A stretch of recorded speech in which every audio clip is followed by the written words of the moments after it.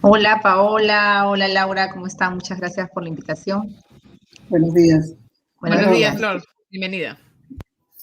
la primera pregunta es, ustedes desde el inicio de semana han pedido la renuncia del primer ministro Guido Bellido. Yo quería que nos expliques en qué se basa ese pedido de la renuncia del premier Guido Bellido. Sí, mira, Paola, nosotros, bueno, para explicar cómo esta posición tenemos también que explicar un poquito la secuencia de algunos hechos, ¿no? Nosotros tuvimos una conversación previa a la conformación de la lista para la mesa directiva con el propio presidente Pedro Castillo. Él nos llama, nos convoca a los 3 congresistas morados. Nosotros acudimos a esta invitación y le explicamos, para comenzar, cuál era nuestra posición respecto a la mesa directiva, ¿no? Le comentamos que no considerábamos correcto para este momento de polarización que ninguno de los dos partidos que pasó a segunda vuelta asumiera la presidencia, sino más bien fuera una mesa multipartidaria, una mesa que estuviese liderada por un partido de centro, y que pudiera facilitar, ¿no? La gobernabilidad, porque en un ambiente tan polarizado y tan crispado necesitábamos una mesa directiva que también tuviera, por supuesto, participación del partido de gobierno para poder avanzar en un contexto de pandemia, porque creo que no hay que olvidarnos el momento país, ¿no? El momento país es absolutamente crítico. Bueno, de esta conversación lo que salió fue efectivamente una disposición suya de que el partido de gobierno no asumiera la presidencia, por eso lo hizo Somos Perú, y se nos invitó a formar parte de esta lista, la cual no prosperó, pero ya esa es otra historia. Pero creo que lo que vale es reconocer el gesto, la voluntad de tender hacia el centro. Y luego vino el mensaje a la Nación el 28 de julio. Igual, creo que un mensaje bastante moderado, con muchos puntos en común y donde volvía a reiterar lo que nos había dicho antes. Nuestra prioridad es la atención a la pandemia, salud, educación, reactivación económica. Hasta ahí, bien, creo que todos los peruanos esperábamos avanzar hacia una gobernabilidad, porque, ojo, hay que recordar, el partido de gobierno pasa la segunda vuelta con no más de 13%. Y claro, gana las elecciones, pero gana las elecciones no con un plan original, gana las elecciones con un plan bicentenario, con una promesa de moderación, y creo que a los partidos como los nuestros de centro, nos correspondía y nos corresponde en este momento generar los puentes para la gobernabilidad en este momento, como digo, tan complejo de la pandemia. Bueno, otra historia es la del 29, ¿no? hasta ahí nosotros asumíamos que podíamos avanzar, a tender puentes, sobre todo entre los que pensamos diferente, porque hay puntos definitivamente donde nosotros tenemos una posición distinta, pero el punto en común era la gobernabilidad y la lucha contra la pandemia. Bueno, con la designación del gabinete, pues todas esas promesas quedan realmente de lado, ¿no? Y nos sentimos absolutamente decepcionados, defraudados en las conversaciones iniciadas, que además nos costó una serie de críticas y demás, pero nosotros reafirmamos en las razones por las cuales fuimos a esta lista multipartidaria. Pero bueno, y es con esas razones que pedimos que no, pues una persona que tiene cuestionamientos por tener denuncias de apología al terrorismo, de apoyo a grupos como Sendero Luminoso, además pues de sus múltiples mensajes en Facebook de homofobia tremenda, de misoginia. No podemos, pues, o sea, estamos hablando de moderación, de tender puentes, y es como una provocación poner a un premier que tiene ese currículum, ¿no? Entonces, creo que por esa razón es que nosotros señalamos, y además, porque en el conjunto de las designaciones hay ministros que están siendo cuestionados, y ya en sus primeros días nos da la razón de por qué son cuestionados, pues porque no tienen ni siquiera el criterio suficiente, razonable, ético, legal, de darse cuenta a quién se puede designar, a quién no. El Estado, tú no te puedes saltar las normas, en el Estado tú no puedes hacer lo que te da la gana, tú no puedes estar contratando pues a tus amigos, a tus partidarios, en el Estado hay un marco legal, ¿no? Entonces, bueno, consideramos que en este tiempo debiera el presidente hacer una revisión, porque cuando uno se equivoca, uno corrige, debiera haber un espíritu y un ánimo de enmienda, de corrección, y ojalá, así como el presidente pudiese hacer esta reflexión y hacer el cambio del premier, pudiese también el propio premier hacer una reflexión y ojalá pudiese renunciar. Flor, buenos días. El cambio de premier es no negociable para para dar la confianza a este gabinete? Para nosotros en este momento, mira, es difícil nosotros poder decir, no podemos ser concluyentes, porque cada día tú ves en nuestro país una semana parece un mes, ¿no? Lo que estamos procurando en estas semanas es, hacer un control político exhaustivo a los nombramientos y a las designaciones que están haciendo. Y en tanto llamar la atención y decir, no es correcto que haya un premier que permita estas situaciones y que también él mismo represente, la verdad, no una apertura al diálogo ni a la pluralidad, ¿no? Como ya he señalado, alguien que genera inmediatamente una preocupación por sus investigaciones de apología, por todas sus expresiones misóginas y homofóbicas, no es alguien que sea el personaje para este diálogo. Nosotros sí vamos a seguir insistiendo en la renuncia del premier, y veremos y esperamos, la verdad, que eso se pueda dar, y creo que pueda escuchar el gobierno que no está jugando su mejor carta. Hay otros congresistas que ya han dado señales, tanto en el Congreso como en los medios de comunicación, de tender estos puentes. O sea, ¿por qué poner a la persona menos indicada en este momento, ¿no? Y esperamos la reflexión y el cambio. Y entonces, si no es negociable, ¿qué sería negociable? ¿Qué esperarían ustedes de cara a la presentación del gabinete a pedir al Congreso el voto de confianza? Nosotros esperaríamos que hacia el pedido de confianza puedan hacer cambios de las personas que están siendo cuestionadas, ¿no? Que el presidente pueda hacer esa reflexión y esa rectificación. Y bueno, y luego seguirá, iremos evaluando, o sea, para los 30 días todavía hay un tiempo. Creo que ahorita no hay que polarizar, o sea, mal haría yo en decirles, en hacer que todo tienda de un hilo y decir, no vamos a dar la confianza, porque saben que comenzamos a jugarnos las cartas de ambos poderes, ¿no? Las cartas extremas de ambos poderes. Y eso es algo que no podemos hacer en este momento, porque si no, esto pareciera un duelo, ¿no? Dos parados en una esquina, apuntando con un arma diciendo, yo no te voy a dar la confianza, yo te voy a cerrar, yo te voy a vacar, ¿no? Entonces creo que es algo muy delicado. Nosotros sí esperamos, y de verdad lo hacemos en el mejor tono y en el mejor ánimo, de levantar las evidencias de los errores que están haciendo, pero que tienen que enmendar, o sea, tienen que corregir. Podemos incluso entender que hay preocupación de tener pues a sus militantes. Es correcto, ha ganado un partido de izquierda, está muy bien,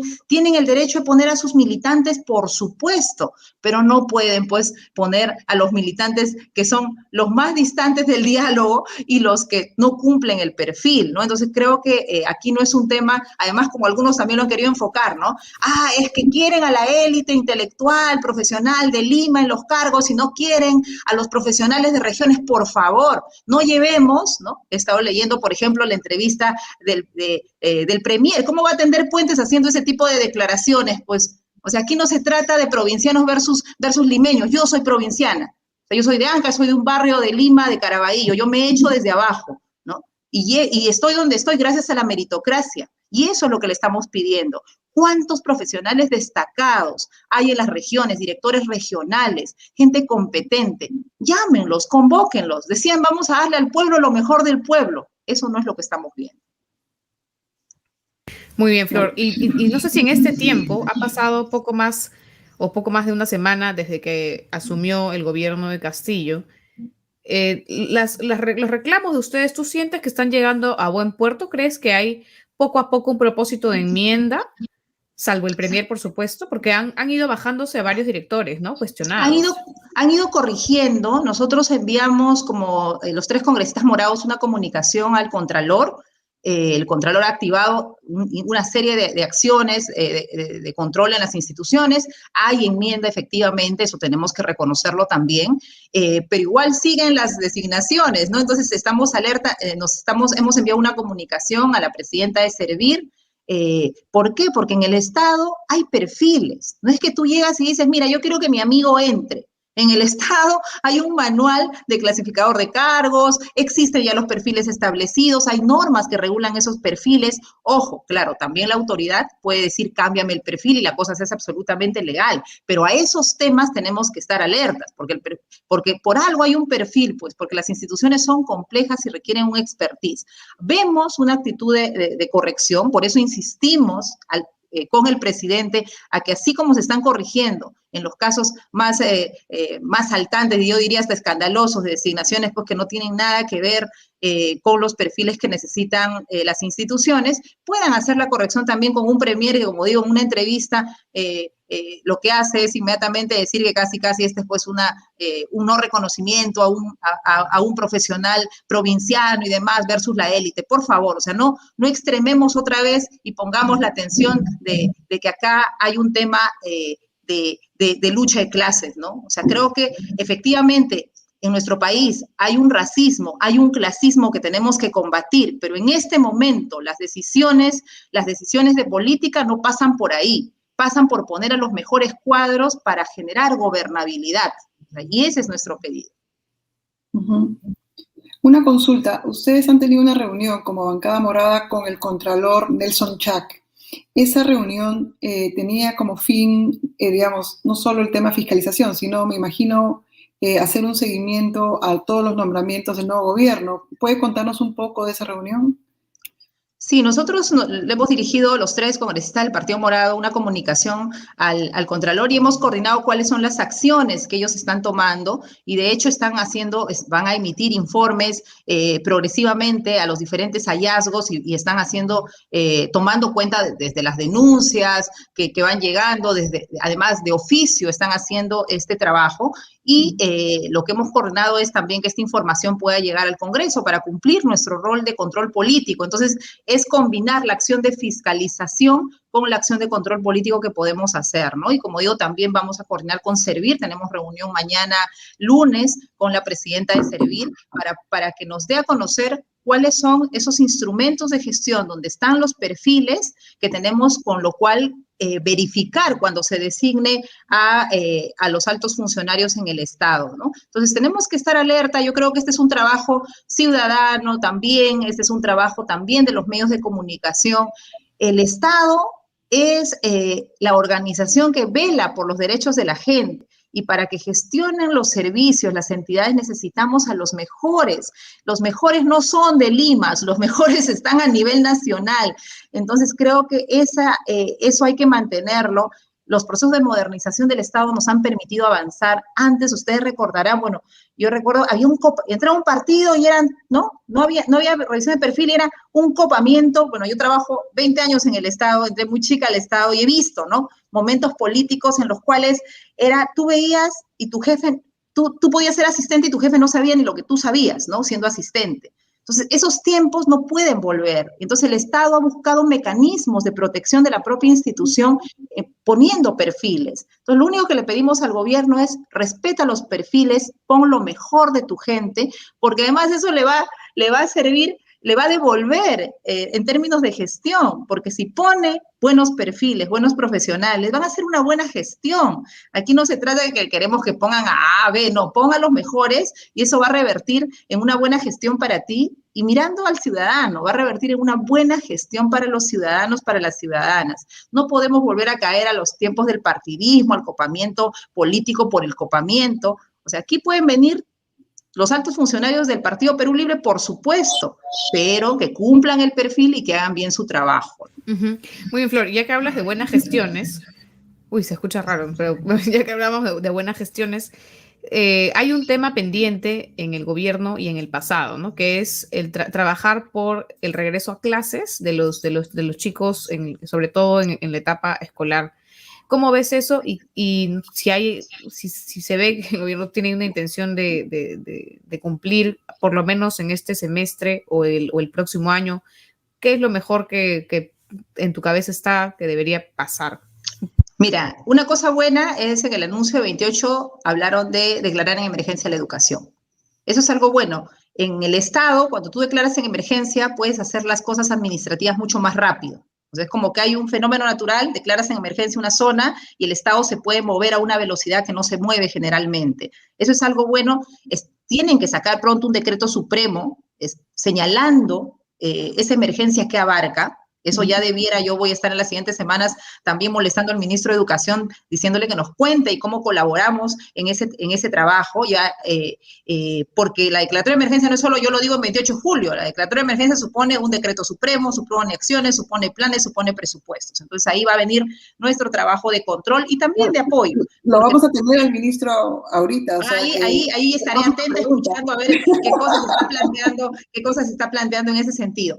Creo que sí tenemos que hacer el retorno progresivo, voluntario, y comenzando, así como nos ha alertado las zonas rurales, y se ha comenzado el año pasado con las zonas rurales porque no hay acceso a conectividad, imaginémonos los niños, las niñas, los adolescentes que están en los centros de educación especial, nuestros niños con discapacidad, que la única posibilidad de acceder a servicios de rehabilitación, a terapias, a encuentros, estoy poniendo las poblaciones más vulnerables, porque ellos, por ejemplo, tienen que volver en las zonas urbanas progresivamente, de manera voluntaria, pero aquí tenemos que poner en una balanza qué estamos perdiendo, y la pérdida en capacidades, en aprendizajes, en socialización de nuestros niños ya está siendo dramática y está afectando su desarrollo emocional, en el caso incluso de nuestros niños con discapacidad, su desarrollo físico, igual nuestros niños de inicial. Entonces hay que ir viendo poco a poco. Yo no soy de la idea de decir acá, mañana volvemos todos, porque la pandemia y el momento no nos dan ni las condiciones de las escuelas, pero tenemos que ir volviendo progresivamente y no cerrarnos, y ahí el ministro tiene una gran tarea, la comunicación con el magisterio, con el sindicato. Entonces tenemos que lograr también un respaldo de los gremios en educación para este retorno progresivo. ¿Por qué? Porque todos los que trabajan, iba a decir trabajamos, soy profesora, todavía me siento del sector y siempre me voy a sentir así, los que somos parte del sector, tenemos sabemos que nuestra finalidad son los estudiantes. Entonces, ahorita nuestros estudiantes no la están pasando mal. ¿Qué cosa hacemos? Entonces, creo que aquí, otra vez, mucha concertación, mucho ponernos de acuerdo y ceder, ¿no? O sea, no va a ser parejo.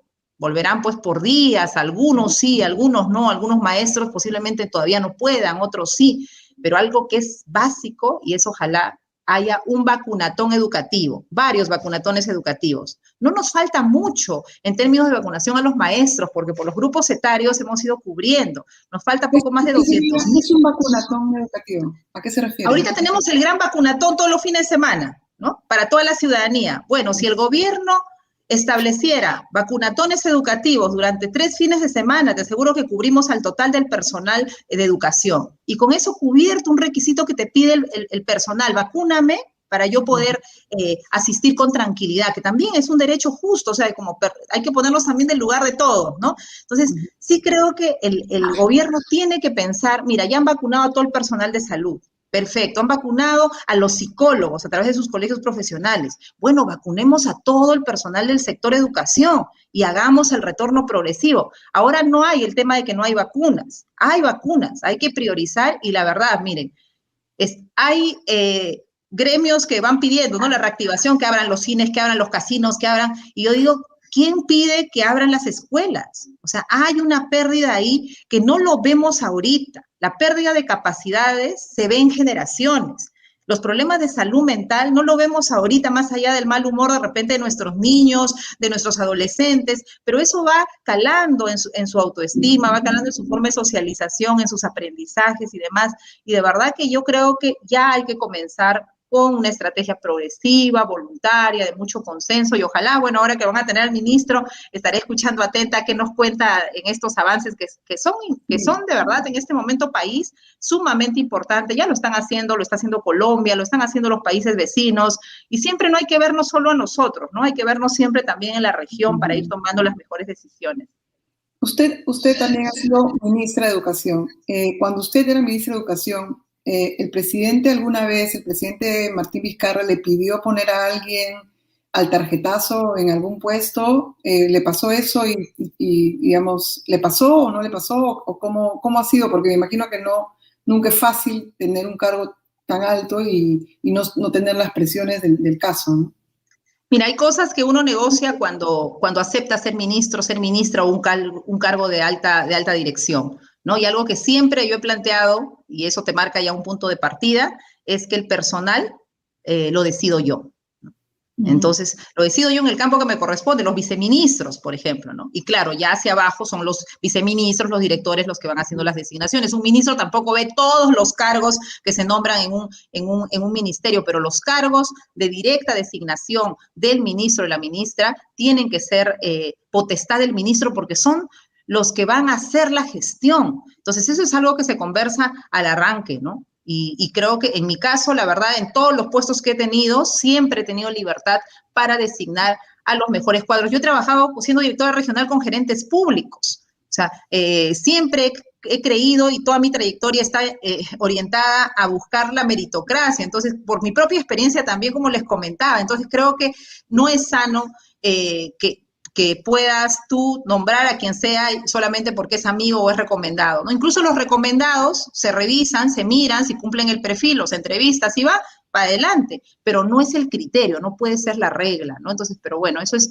la potestad de cada ministro, de cada relación con cada presidente, y yo espero que no se caiga en pon acá, pon a tal persona aquí, allá, sin que cumpla ningún criterio, ¿no? O sea, creo que eso hay que evitarlo, eso ya lo hemos vivido, por eso se debilitó tanto el Estado, y el Estado necesita, no es un Estado fuerte todavía, necesita de verdad, ojalá, y eso es algo que voy a estar impulsando también desde el Congreso, el servicio civil. ¿Por qué estamos en estas situaciones? Porque no tenemos carrera, pues, del funcionario público, porque han pasado gobiernos y gobiernos y no se ha puesto esto como prioridad.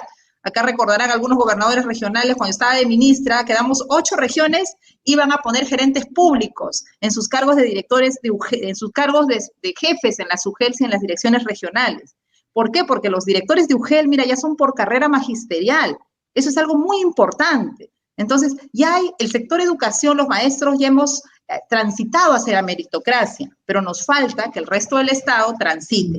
Y yo espero, por ejemplo, ahí que la ley de reforma, con las mejoras que haya que hacerse, se mantenga, porque trae un principio muy importante que ahorita hemos conversado, que es el mérito. Ahorita los profesores ascienden, llegan a puestos de ser directores de UGEL por sus méritos, por su trayectoria, y eso es algo que hay que cuidar. Y lamentablemente, en campaña, ha habido un sector también del partido señalando la derogatoria de esta ley, que es la ley de reforma magisterial. Entonces, ahí me va, y yo lo he dicho en campaña y lo seguiré diciendo, tenemos que mejorar las leyes, por supuesto, pero no podemos echar marcha atrás. Y en el magisterio se ha avanzado en una lógica meritocrática, y tenemos que seguir avanzando en mayor bienestar y demás para los maestros, pero no ceder ni dejar procesos tan importantes como el respeto al mérito en la carrera docente.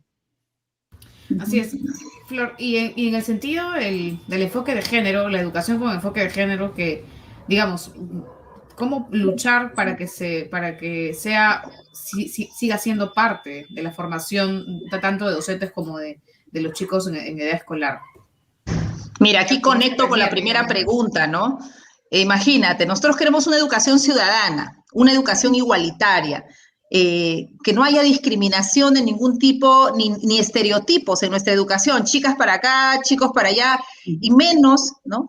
Homofobia, no respetar la diversidad en todas sus expresiones, en este caso la diversidad por orientación sexual o por identidad, y tenemos un premier que expresa todo lo contrario a lo que he dicho que buscamos en la educación, una educación ciudadana, una educación igualitaria. Y es por eso, pues, que no estamos de acuerdo con esa designación. Yo lo conozco a Juan Cadillo, al ministro, y además lo he dicho públicamente, yo lamento que esté en medio de este gabinete que tiene tantos cuestionamientos, porque sé de su trayectoria, sé que es un profesor competente, sé que es una persona con los principios que manejamos en la educación, de respeto, de igualdad, de educación ciudadana, de innovación. Él ha dicho que no se va a derogar la ley, él ha dicho que va a respetar el tema curricular con su enfoque de género, y yo espero, de verdad, creo que el sector educación, en medio de toda esta inestabilidad, siente confianza en el ministro que han designado en el sector. Siempre se puede mejorar, siempre se pueden hacer muchas cosas, pero no podemos retroceder, y menos en valores, en principios, ¿no? O sea, creo que hay sectores que efectivamente tienen preocupación, no quieren y demás, pero son cambios, pues, de paradigmas, hablar del enfoque de género. O son cambios muy profundos. Entonces, no porque un sector de la población esté de acuerdo con la violencia, por ejemplo, que todavía hay mucha violencia en nuestros niños, vamos a decir, sí, pues el Estado no se mete en los temas de violencia porque hay alguna gente que no le interesa o se molesta. No, el Estado asume su rol protector. Igual en el caso de la educación con enfoque de género. El enfoque de género es un asunto de derechos humanos. Así lo ha establecido el Tribunal Constitucional, así está establecido en el marco internacional y tenemos que respetarlo. Pero claro, no solo es un tema jurídico, tenemos que respetarlo y trabajar mucho a nivel de sensibilización y de programas con las familias de la importancia que tienen estos enfoques en la educación de nuestros hijos, de nuestros alumnos. Claro, y en ese mismo, digamos, tema, el primer ministro ha dicho que el Perú no está preparado para, como sociedad, para cambios culturales tan chocantes. Ese es Guido, pero Guido Bellido, además de primer ministro, es congresista. Entonces, le quisiera preguntar cómo hacer en el Congreso, digamos, donde esas posturas están en todos los partidos, digamos, de varios partidos, cómo hacer desde el Congreso que no se retroceda en el tema de enfoque de género, en que no se retroceda en esos temas y que eso, no solo que no se retroceda, sino que se busque que, por ejemplo, algo que no existe en el Ejecutivo, que es la población LGTBIQ, pueda ir más adelante. O sea, ¿cómo se hacen esos puentes? ¿Ustedes han pensado en hacer algo en ese tema? Para nosotros, como Partido Morado y como los tres congresistas que estamos, estos son temas de principios, de valores fundantes en el partido, el respeto a las libertades, a la diversidad, a los derechos. Y nosotros vamos a estar trabajando. Definitivamente yo estoy ya la otra semana presentando, una vez que se instalen las comisiones, el hecho de, por ejemplo, de instalar nuevamente la mesa de trabajo de mujeres parlamentarias. Yo espero que las primeras aliadas de estos temas seamos las mujeres, porque de hecho el enfoque de igualdad de género tiene que ver también tiene como dos aristas, ¿no? Por un lado, el hacer una educación donde las mujeres tengamos un protagonismo y no haya una educación con estereotipos que nos ubique siempre por debajo de los hombres, ¿no? Nosotros necesitamos una educación en igualdad de hombres y mujeres que nos permita las mismas oportunidades y el ejercicio de nuestra ciudadanía. Pero por otro lado, está el enfoque de género como respeto a la diversidad, a la orientación sexual, a la identidad de género. ¿Por qué? Porque alguna vez me preguntaban, ¿por qué defiende usted tanto? Me dicen, ¿no? En las cuentas a veces de las redes sociales. Le digo, defiendo porque es un asunto de derechos humanos. ¿Por qué? Porque ninguna persona tiene que sufrir, por ejemplo, en la escuela por ser diferente, ni por su piel, ni por su condición socioeconómica, ni por su orientación sexual. Entonces, este es un tema básico de derechos. Cuesta a algunos entenderlo, posiblemente para algunos no es el momento, bueno, nunca va a ser el momento para los cambios de paradigmas si pensamos así. Y los que somos congresistas, los que tenemos altos cargos en el Estado, somos responsables de gestar esos cambios. Imagínense, antes pensaban pues que las mujeres no éramos ciudadanas, ¿no? Somos ciudadanas recientes. Nosotros no entramos a la República votando, no entramos, menos las iletradas, las rurales. Entonces, todos esos son cambios de paradigmas, pero ¿quiénes lo gestan? Lo gestan efectivamente un grupo de líderes desde diferentes espacios que van creyendo en reformas y van creyendo en sociedades más igualitarias y de mayor democracia. Y nosotros en el Congreso vamos a hacer los esfuerzos de tender puentes con todas las fuerzas políticas para eso. Necesitamos mucho respaldo de sociedad civil, de medios de comunicación, pero efectivamente, este es un cambio de paradigma y tenemos que ponernos firmes en generar esos acuerdos y avanzar. No podemos caer en que no es el momento. ¿Cuándo va a ser el momento? Y ahí, de verdad, me sorprende que alguien como el primer ministro, que se afirma mucho en su identidad, así como los que somos provincianos, que justamente somos producto de esas reivindicaciones. Yo tengo una abuela y una mamá que mi abuelita no conoció nunca el colegio. Mi madre llegó a las justas al 3er grado de primaria y yo estoy aquí hablando con ustedes. Gracias justamente a esas reivindicaciones sociales de dar el derecho a la educación a las mujeres. Entonces, ¿cuándo le vamos a reconocer derechos, por ejemplo, como ciudadanos de primera categoría a toda la comunidad LGTBIQ+? O sea, ¿qué tenemos que esperar para que eso pase? ¿Qué tenemos que esperar para que nuestras niñas que están en la Amazonía, que siguen siendo violentadas, embarazadas por el entorno familiar, por el entorno comunal, cambie? Para eso necesitamos enfoque de género, para eso necesitamos enfoque de género en la educación. Entonces, no hay que reivindicar solamente nuestra ubicación en la vida.